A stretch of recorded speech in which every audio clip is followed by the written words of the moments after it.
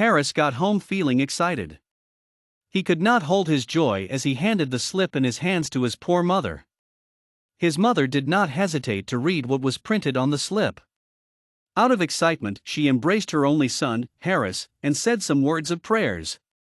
Harris had just been offered a provisional admission into the college to study a lucrative course.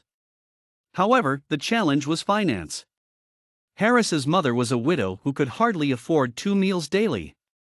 Her concern was how her son, Harris, would go to the college and graduate with a good grade with the hope of getting a good job.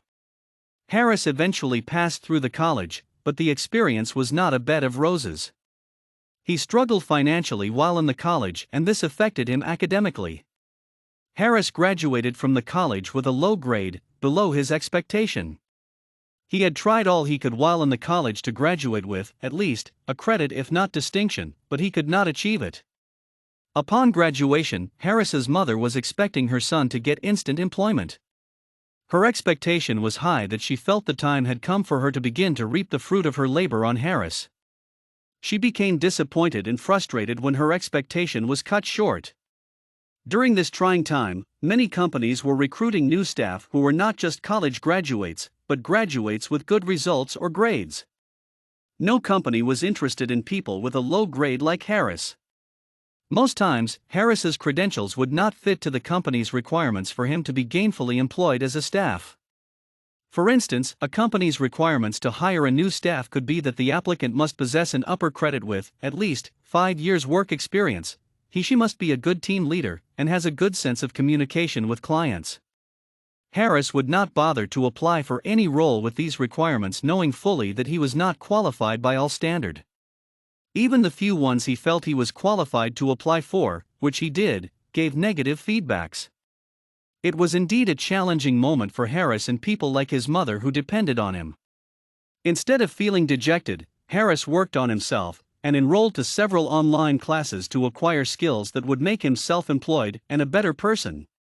While some of these non-formal classes were free, some were offered at affordable and discounted rates.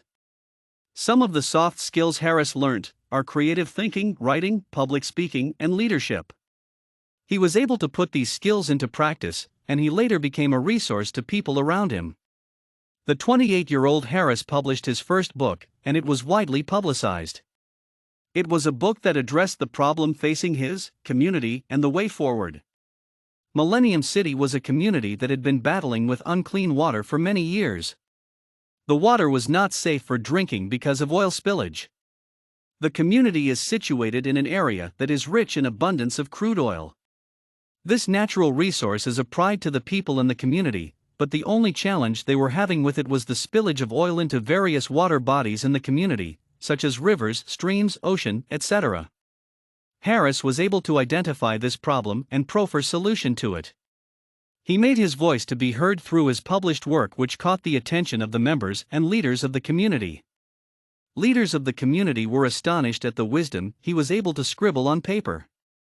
Harris became an agent of solution through his well-articulated thoughts by preferring solution to the challenge of bad water facing the community.